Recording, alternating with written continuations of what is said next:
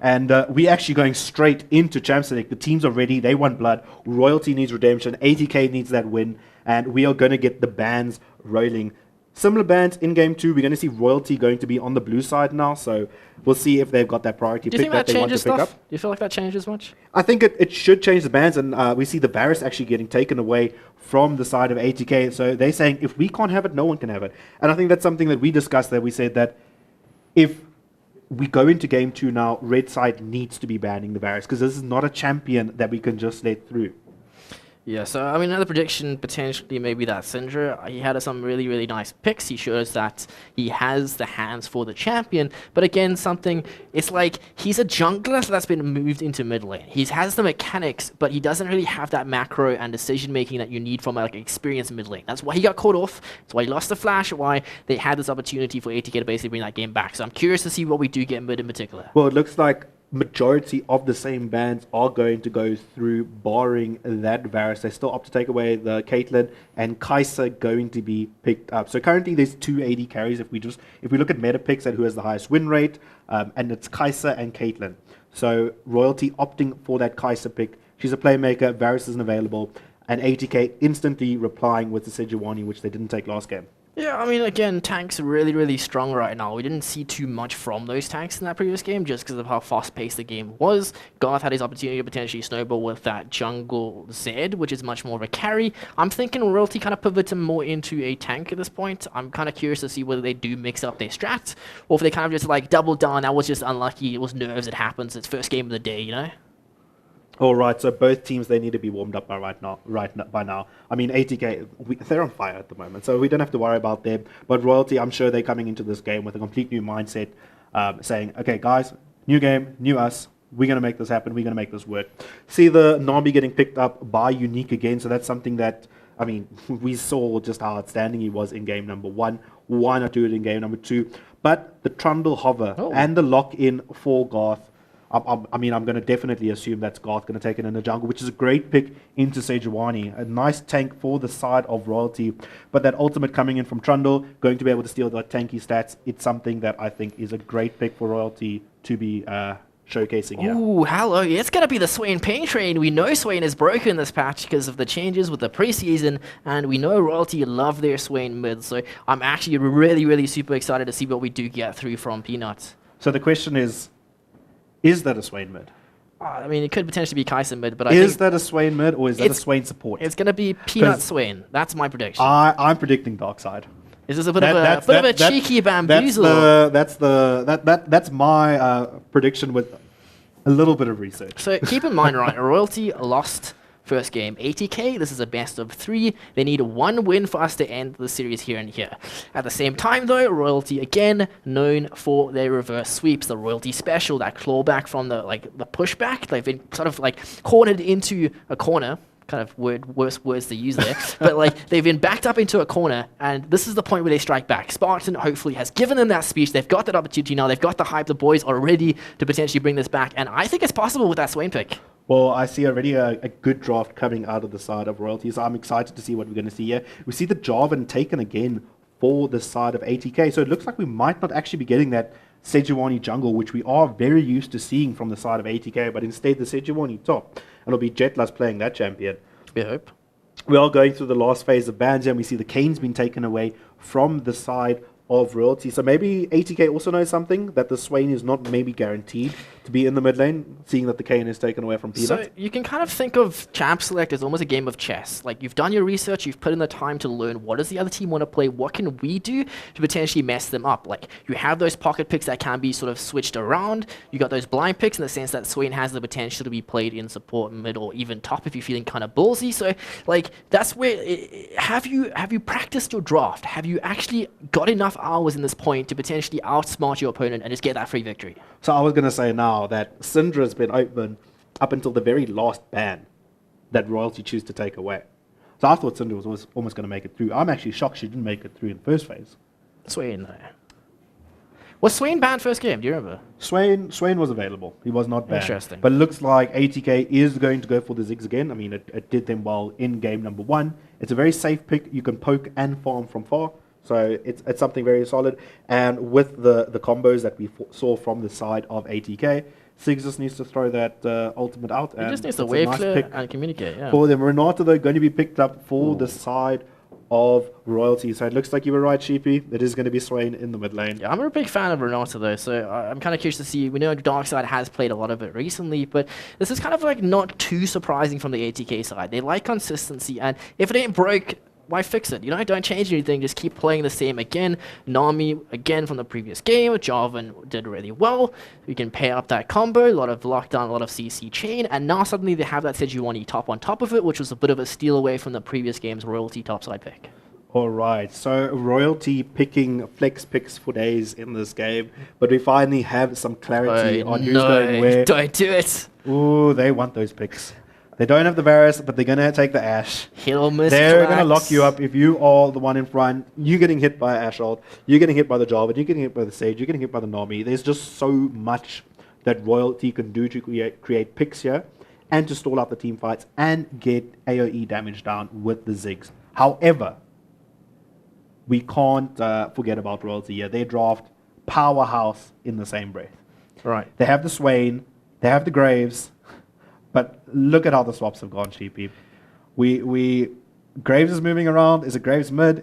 It's got to be Graves jungle. Oh, there's questions here. There's Graves questions here. is kind of a weird one in terms of like meta. His passive gives him like an insane amount of armor for free. So he's kind of like Zed, but a tank, and at the same time, like, what? It's not that balanced of a champion. Like, IMO, one of the stronger jungle picks. So I'm kind of curious again to see what Garth can do with it. But I mentioned last game, Klax's Ashe, hit or miss.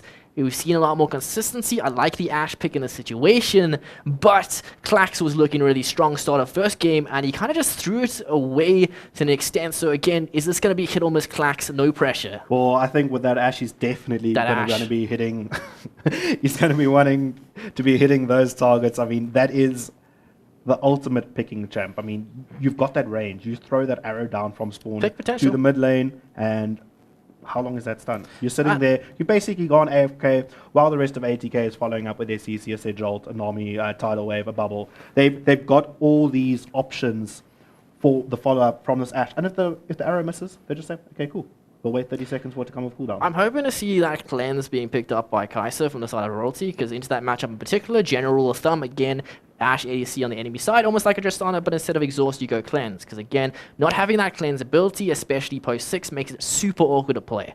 So I'm gonna hope, fingers crossed, that we do have that from the side of Royalty. But again, they don't really have that many champions that have that get out of jail free card. They don't have that Ezreal dash to potentially dodge the ult. They've got Swain mid, he's kind of like a sitting duck or a crow, whatever he is. I think if Swain can survive that initial burst that's gonna come out of ATK, he can do crazy things in that fight. Because if he just gets one pick, he gets the reset on his ult. He's stacking damage. He's stacking those Conqueror stacks. I mean, I expect Swain to be running Conqueror in this game. I wouldn't expect any other ruin from him.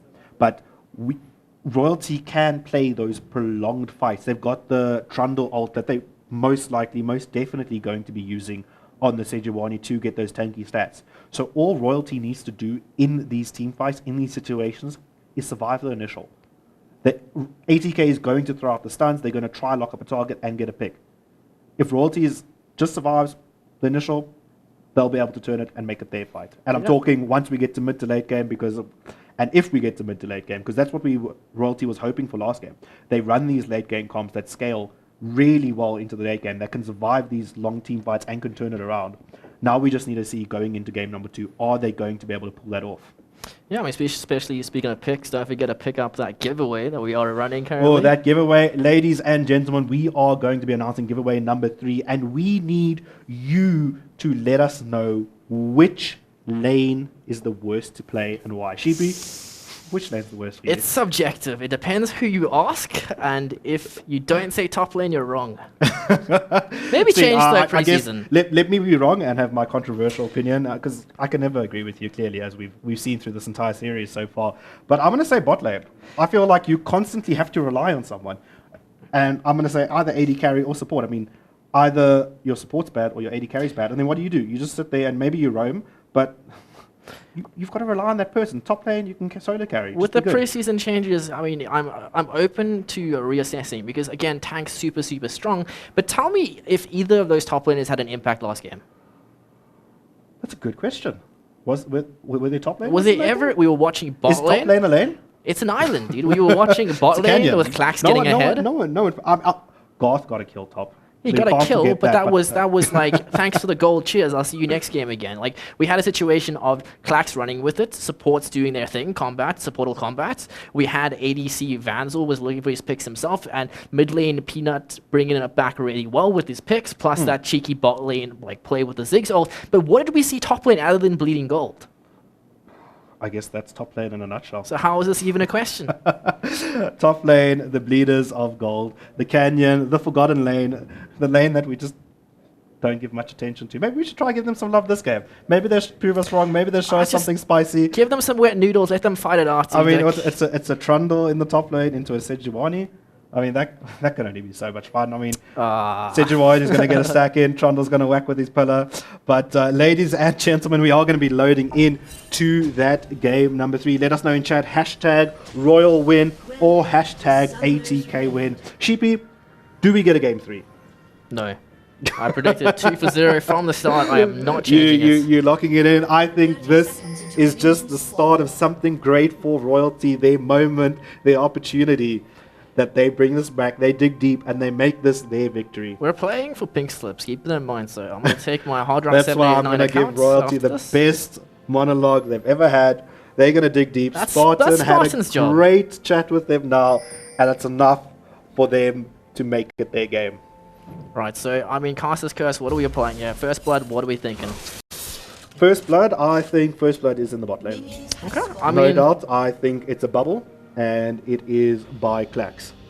I mean, we kind of saw last game, ATK got their like notorious cheese. They like these cheeky invades when it's like a suitable, and for some reason, like players just completely forget that ATK like to do that, which is, I suppose, I don't know whose fault that would be per se, but again, Vision saves lives, drop a ward, reset, potentially switch to Red Trinket, which is kind of a little bit disappointing to see in this case, because, I mean, Garth placed his ward, but he did not back. We can kind of see Not has that advantage now of that sweeper that is available, but you said bot lane, First Blood. Which team did you say? I think Clax gets it. I think it's the perfect bubble, and Clax is just there reaping the hard work of Unique. Alright, so bot lane in particular, we should see a bit of a chip. But then Royalty wins. We should see a bit of a chip away in the sense that they have a lot of poke in the form of that Ash Volley, plus the sustain, although it's not really that great of a heal, it's more useful poke itself, but you need to Nami, so slowly but surely we should just see Red side pulling ahead in terms of health, but again, jungle impact, early game ganks, not that viable for the likes of Graves. Sure, if there's a golden opportunity, a golden nugget, a ticket if you will, it can happen, but it's not like a Jarvan EQ flag and drag picking you up as top side. We're already seeing this damage is level 2 on Alpaca. Old Spook's going to give favor to the Trundle. Unique though, going to be taken a bit low. Ignite is actually used by Darkside there, but the kill pressure is not there, especially only having level 1 from the side of Royalty. The main win condition in terms of this early stage for the side of Blue, in terms of Royalty, is potential Q flash onto Unique, pulling him in and just popping him, but now that the Ignite has been burnt, and the fact they're not really running that Summoner heal on either side, makes it a bit tricky. Again though, however, Vanzel's opted to go for Exhaust, so I'm curious to see whether that pays off or not into the likes of that Ashe. I think the Exhaust definitely helps Clax in this situation, but I'm not too sure about the Vanzel, because Vanzel's going to be getting up in your face. Not the same, but similar He mechanic. wants it for not to an extent, in that like the flag and drag onto the AD carry, you can deny a lot of the damage, but like it's one of those cases of, guys, I'm not going to worry too much about the skill shots. I have the mechanics, I can just sidestep it. Like, why run Pele mid lane, Peanuts? Pokey, poke, poke. He's going to be getting those stacks. So Swain, when he lands those, just when he lands abilities, he does stack permanent HP. So even if he's not getting the kills in those trades are definitely favorable for Swain there just to get that extra amount of HP. Yeah, I mean, especially on like this high ping that we do tend to play on. In this case, our Spooks being the international from the side of Royalty, ATK playing with a fully SA roster means that the high ping definitely going to be affecting the Jukes to an extent. So I'm kind of curious to see if we had those fancy feet from Vanzel. He had a bit of trouble in that first stage. He looked for some greedy picks, was not able to find his opportunity to get back into the game, even though he tried. I respect the hustle. Ooh, these bombs are doing some work in the mid lane. Zig's just poking Peanut out of this lane.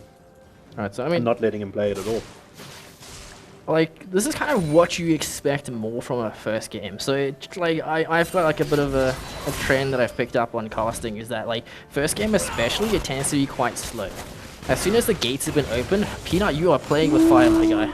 I mean, one more bomb and he's dead. He doesn't needs have to be TP. backing here. He doesn't have TP, so he's in a bit of trouble. But yeah, so basically, like, it tends to be a case of, like, first game, you just have not really much happening. Kind of just feeding each other out. Hello, middle lane. Gothrai, middle lane was wrong. He's going to look for that golden ticket. The flash, but what's going to be the final auto?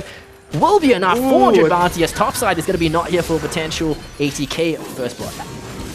Well, it's going to be the flag and drag, and that's just going to be a perfect execution from the side of 80k, able to pick up that trundle in the top lane. Oh, and Unique. bot lane's still safe. That's 2 bubbles that have not hit. Unique, you cannot be the fish that lets me down. I've been hyping you up so much in this case, so I don't feel the pressure. But again, like, this is kind of a situation. Oh, hello. Again. So, how is he not back yet? He's been sitting with a minus like 100 HP.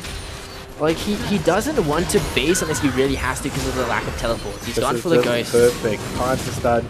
Waits for Jarvan to be enraged for the flag and drag. There's no opportunity. I mean, this Trundle's not running flash, so in situations like that, if Sejuani is able to get that setup for Jarvan, it should be a kill every time. So, I mean, generally when it comes to team comp, you don't want to play to have multiple fights on different fronts. So in this case, they made a play mid lane, they put Garth for the attempt at the mid, it worked out. But in that case, it should be communicated within Royalty saying, guys, we're making a play mid side, we know then Jarvan is not countering this, he's going to try force something top or bottom, play safe. Just let us get this play, let us get our jungler back on the map, and then you can do what you want to do. And in this case, Spook's not really respecting it, and it results in kind of like an even Steven, 1-for-1.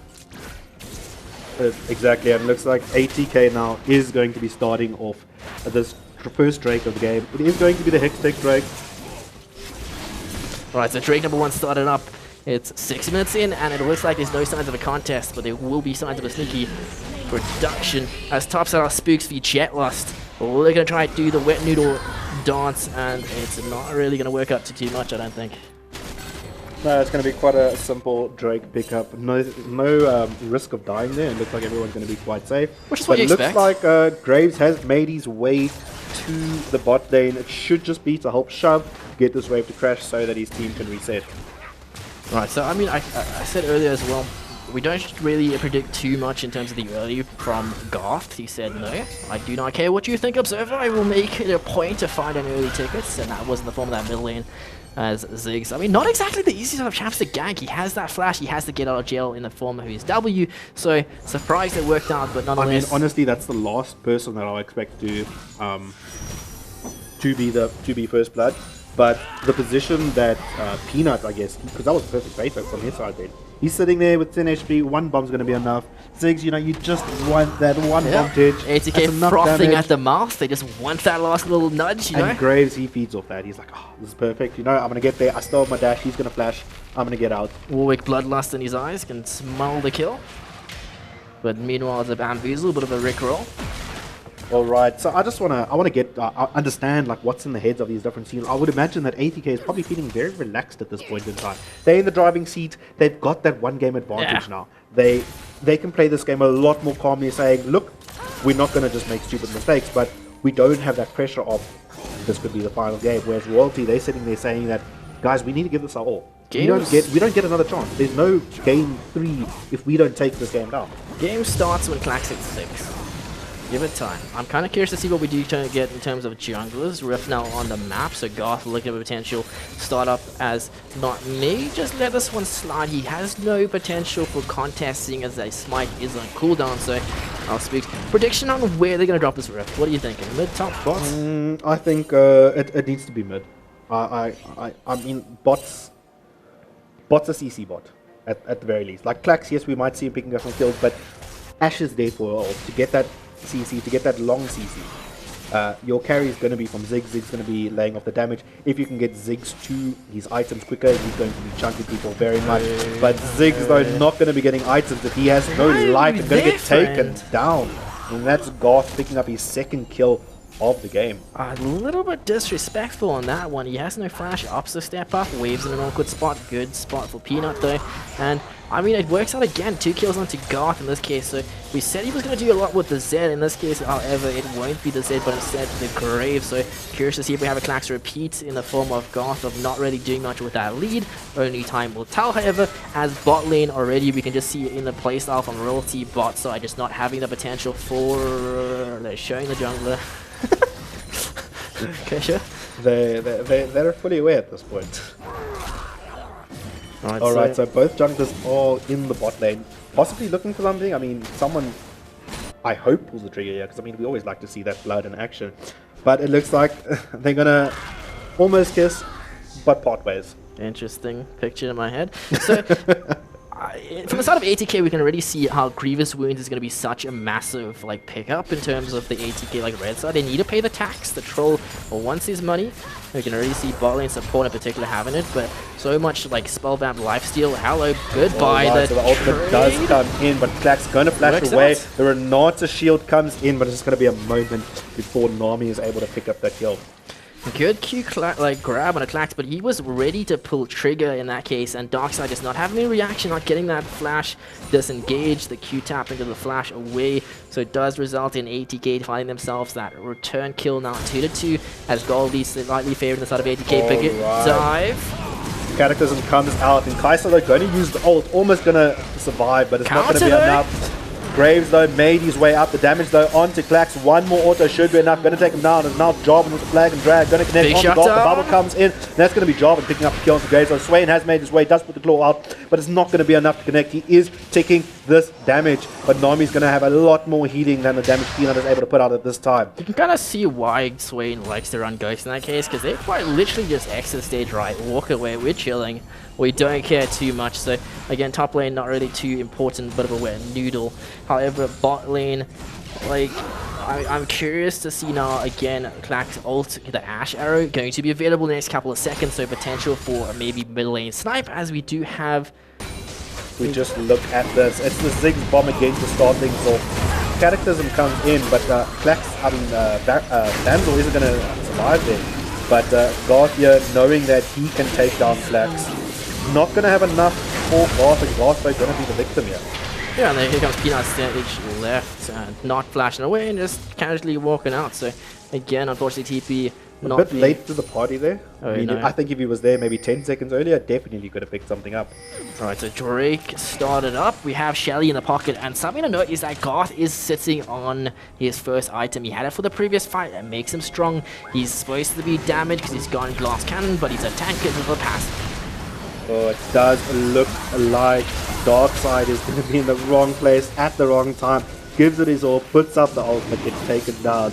Interesting mechanic there by Renata, so she can put a shield on herself, so when she does die, she'll get one last shield where she can fight for her life, and if she's able to get a takedown, a kill, or an assist, she'll get have a little bit of health afterwards. Yeah, unfortunately, in that time, it's not going to be enough, and 80k going to capitalize and follow it up with a Drake. So something I'm kind of particularly interested in this game is that we know Darkseid's a decent player. Like we mentioned before, he's peaked Masters this season, so he's good mechanically, he seems like he's pretty solid, but at the same time, we don't really know what the mental aspects are like. But hold that thought, Van, looking to pull trigger, he does get the killer instincts, the flash away is going to be there, Slayer, oh, return flash, goodbye friend, as bot side, Cataclysm does come through, tier 1 turret still in place, MVP as top side, Shelly will get the crash. Ooh.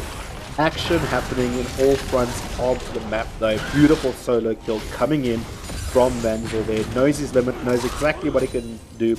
Waits for all the dashes, all the flashes, all the bounces from Slayer and says, okay, cool. You flash, I flash. Use your bouncing bomb, I ult. And that's enough to secure the kill. So I really like the fact that Royalty are not rolling over. Like, they have a case of 80k making plays bot side and immediately pulling something top and mid. Like, we tend to see a lot with the more mid-range team. Hold that thought, not another trouble, another flash is not going to be available. He did burn a bot side, looks like he should drop. He does, goodbye, friend, as it's going to be unfortunately Renata stealing away with the Ignite. That is not the person you really want that kill going to. But, there it is. The Klax arrow pull trigger into the bubble combo. Hello, goodbye. The wave just saying thank you for the kill. We'll give it to our AD carry. That is the combo. Perfect execution. Starts with the arrow, but before we get into that, we see that Sejuani is going to be the victim It's a of bloodbath. a slaughter, but has the damage and gets the return kill onto the Trundle. That should not happen. That should not be an outcome in a 3-man guard like that.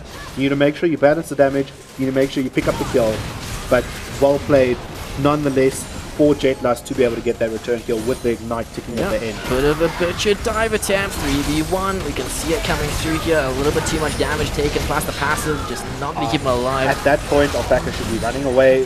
He doesn't need to still be autoing. Garth has the damage. It's a done deal. The rest of your teammates have the HP to shuffle and tank that tower damage. Yeah, we did not account for the Ignite, unfortunately. The heal sustain not gonna be there, so I'm curious again as to see what we do with this Graves lead. He has kind of an even Steven like setup here with both junglers being 3 for 1 for 2, slight gold lead in the form of that Goth. But when he starts to get a bit more items, he'll become almost unkillable spot so it's going side. to start off with the Cataclysm. The Ziggs ult going to follow up, not though with the flag and drag, but Vanzor putting out the damage, and it's not enough. You're going to throw a Ziggs ult at me, you're going to throw a Cataclysm at me, I'm going to kill you. This game is a bloodbath. Wait, why would they disrespect Vanzor like that? Do they not know who this man is? Do you not know who you're reversing right now? I'm kind of sad we didn't get the Mundo. Oh, a nice disengage from Slayer there. Going to just say, you're going to put out ult? Cool. I'm going to bounce away. Cheers. Check you later, Alligator. As again, Clack's not sitting on that pull of the trigger. So it's kind of an awkward position to be in, because you do need that Crucible potentially from like Renata towards the later stages, but there's so much that you need to get in terms of gold. And like something I tried to touch on earlier is that we know Darkside is a very good mechanical player, but we don't really know too much about what he's like in these tricky situations where he's on the back foot. He had a really rough start, sort of 2 deaths in a row.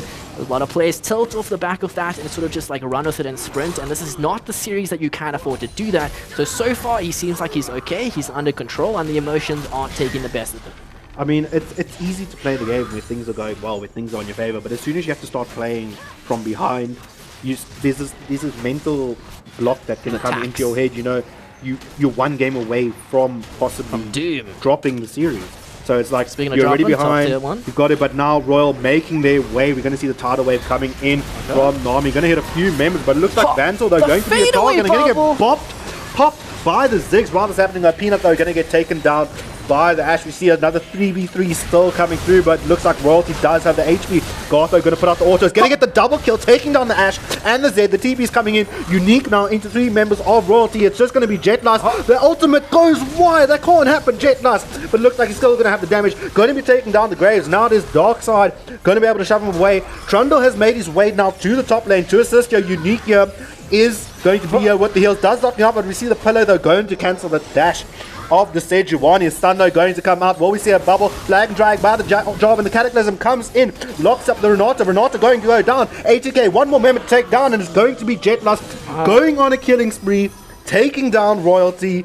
And what an insane fight! I'm kind of curious as to how long that team fight was. I could say easily 12 seconds. Like, that was reinforcements into reinforcements into reinforcements. That wasn't a battle, that was a war. My word, Sheepii, if we just look at what happened in this fight, I mean, it was so long, but it could have gone either way at any moment. Garth got that double, but ATK just brought it back, not made his rotation here. The fight went on so long that he was able to make his way to this fight. That was a reverse Garth Ryan Miller special. So previous seasons, before Garth kind of went into retirement, became a Dota 2 main, then switched back to League, he was known for his Sejuani, but he wasn't known particularly for the pick, but for missing point-blank ults. And that's exactly what we saw there. Also, Jetlust whiffing the ult onto Garth Ryan Miller. Was it as a result the team fight victory for like Royalty? I mean, for the initial? When he gets that double kill, you think that this is it. This is Royalty's fight. They've done it. But ATK just comes clawing back. They dig deep. Unique got pushed away, but he saw opportunity, came back, and ATK just showcasing how patient they are in these fights and how they can play out the long game. So again, we haven't really seen too much from mid-side in this case, but Peanut's on a champion that he's very comfortable on. Currently, he just wants to kind of scale up, get his items, potentially 2-3 item power spike, and then find the right team fight where he's suddenly able to flank or just get that ghost engage, run through your team. He cannot die because he is somehow a tank, but till that point, it's a game of can Royalty kind of slow it down? because ATK are starting to pick up momentum. It doesn't show too much, but they're on Soul Point. Next Drake in particular is going to be massive, and then we have Alder Drake unlocked. So ATK are kind of ramping pretty hard right now. ATK is taking everything they can. Shelly dropped in the mid lane. There's a minion in between Shelly though. And Shelly is going too low. No, not going again. to get aggro. This Not is just again. like game 1. We've seen this before. Shelly not going to get the charge in the mid lane. You hate to see it. But, I mean, previously it was Royalty that defended the charge. So, Royalty's watched this movie. ATK's watched this movie. And ATK said, you know what? You did this to us earlier. We'll return the I don't know. That's kind of nasty to see. Like it's becoming a trend. Once is an accident. Twice. Ooh. Yeah. Maybe we'll see 3. We will need a game number 3 for that. So VGL last again, tank. Interesting decision making. I'm not too clued up on Sejuani builds right now, but I just don't feel like that's the right go-to. It's kind of like a power up my team build, which is perfectly fine, I suppose. But I don't know. I mean, with a draft like ATK's, I think they definitely need to be powering up their team. I'm interested to see though what Mythic Unique is going to be going here, as it looks like he's opted straight for the Chemtech item. So like I said before, Chemtech, super huge in this case, paying that troll tax. They need to get the heal cut. They have the likes of our Spook's Drain. They've got the Graves lifesteal build that he goes generally. You've got Swain, who has a lot of heal in itself. I mean, he's healing. So it's crazy. It's definitely a good form of itemization. I like that rush. You'll usually see that a lot of Nami players and supports rushing for the Mythic, but Unique sees that this is what my team needs at this point in time. You know, bot side. Bit of a wet needle again, so just going to be able to disengage from that one. Our Speaks, unfortunately, not going to get too much, but saying, hey, if you step, I will dom. I'm not scared. Okay, ATK is looking for something here. They're actually going to be able to walk him quite well. There's the Crystal Arrow comes out from the Ash. Garth, though, going to get taken down. Is he going to be able to get it? He is going to be able to get the kill onto Not going to, so I'm going to have the Renata passive to help him out. So, I mean, again, like I said before, it's a case of Garth being Graves. He's building glass cannon. Look at the items. Sure, he's got armor boots, but the passive just makes him so tanky. And realistically, anyone else in that position, with the exception of maybe our Speaks, are just gonna get blown up. So he's able to just exit, walk out of that one alive, saying thanks for the well, I mean, engage. Technically, he died. Renata is the reason he can live another day. We just have a look at what happened here. We saw that they were waiting in the bush here, looking for the pick. That was almost like the perfect situation for This Swain. should be a kill. This, like, without the Cataclysm from Java denying him access, Swain just kind of runs through that team fight. But look how much time that was bought. That Renata ult that just turned ATK on each other. It was perfect. Perfectly timed. Perfect. A nice response from Royalty to say, this is not yours. You will not take my Graves. Renata ult's kind of a tricky one. It's almost like a Nami wave, but it's kind of, it goes, it's like a Seraphine / Nami wave in that it's super slow moving, so it's very easy to dodge it. So generally you want to have those choke points like what we saw there, but at the same time, if you can get into a position where you cast it over the wall, it gives them less time to react, and you can have these massive like backline ults, which kind of just make or break the team fight. So I'm curious to see what we do get out of Darkseid towards the later stages, as he is super experienced on this pick in terms of solo queue. I think the side of Royalty, just their roster, we said it's late game orientated. The pick. See the Crystal Arrow, it goes wide. This is where you don't engage. We see that the Cataclysm comes in. We do see Not though going to be flashing out. Jetlust, he is tanky, but on the side looks like Sejuani going to be able to take down the Graves, while Sejuani has the reverse pickup, or Kaisa has the pickup on the Sejuani, getting that shutdown action, and it looks like that should be the end of the fight with that 1-to-1 pick. I think I'm not happy with how Not went in there. It should be the arrow misses, that was our go button. We don't force. We wait 30 seconds. We maybe burn a flash. We maybe burn an ultimate. It's not done just yet. Peanut force a flash out. It looks like Clax to be a bad spot. Vanza for the reposition. As Clax V4, he's not going to be able to do much, unfortunately. So Vanza just not fighting the opportunity of the series. So, I mean, something to kind of look at as well is my thought process. I'm trying to work out this Jetlust build. I'm thinking he's verse our Spooks. He's going to ult him pretty much every fight as that tank. So let me rather reinvest into my team because I'm going to be squishy anyway. Like, that's what's kind of coming to mind, unless there's something that's been changed to the items in terms of tanks being super. Hold that thought there. Again, that replay. Like you said, the trigger pull is going to be that Asher. It is, and they still force it. I mean, Sejuani there is going to get a kill, has the ignite. but then it's a 1-for-1 trade, and it's a shutdown over to the Kai'Sa, the champion that you know is going to be scary the later this game goes on. She's top tier AD carry for a reason at the moment.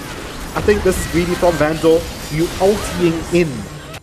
I think there's a world there where Vanzor still runs He away. wants a window. He's looking to try to carry the team. When he's back now, he has 2 items, so he has a lot of damage in hand.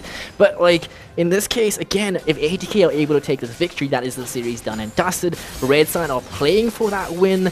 And I mean, Royalty are kind of looking a little bit shaky now. ATK at the same time, they have now Soul completed, so there's still the opportunity of that Alder flip for Royalty potentially to get like that window back in here. I just think there's been some interesting decision making in these team fights. There's the Ash Arrow again, finds it one. Connects on to the Swain. Red side He's going to TP. get locked up.